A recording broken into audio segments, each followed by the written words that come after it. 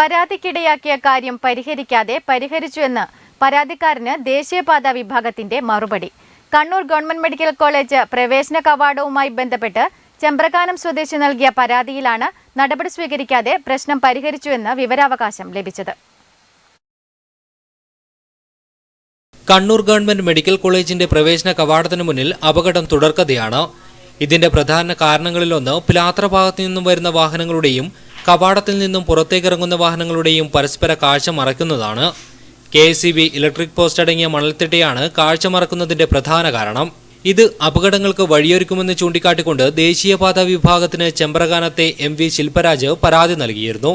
നൽകിയ പരാതിയിൽ ഇതുവരെയായി നടപടി ഉണ്ടായിട്ടില്ലെങ്കിലും ഈ വിഷയം പരിഹരിച്ചിട്ടുണ്ട് എന്ന റിപ്പോർട്ട് KSTPക്ക് ലഭിച്ചതായി രേഖാമൂലം കഴിഞ്ഞ ദിവസമാണ് ശിൽപരാജിന് കത്ത് ലഭിച്ചത്. ഗവൺമെൻറ് മെഡിക്കൽ കോളേജ് കണ്ണൂർ പെരിയാരത്തിൻ്റെ പ്രധാന കവാടത്തിൻ്റെ മുന്നിൽ നിന്നാണ് ഞാൻ സംസാരിക്കുന്നത്.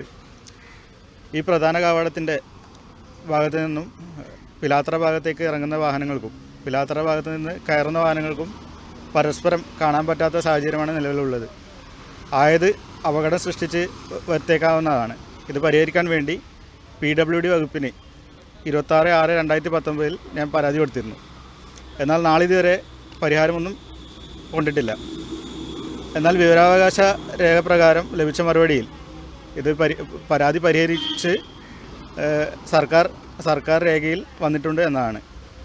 എന്നാൽ ഇത് വാസ്തവവിരുദ്ധമാണ്. ഇന്നേവരെയായിട്ട് ഈ ഒരു പരാതി പരിഹരിച്ചിട്ടില്ല. ഇലക്ട്രിക് പോസ്റ്റോട് കൂടിയ മണൽത്തിട്ട ഇതുവരെയായും നീക്കം ചെയ്തിട്ടില്ല. നീക്കം ചെയ്യാതെ നീക്കം ചെയ്തതായി മറുപടി നൽകിയതിനെതിരെ ഉന്നതങ്ങളിൽ പരാതി നൽകാനുള്ള ഒരുക്കത്തിലാണ് ശിൽപരാജ്. ന്യൂസ് ബ്യൂറോ, പിലാത്ര.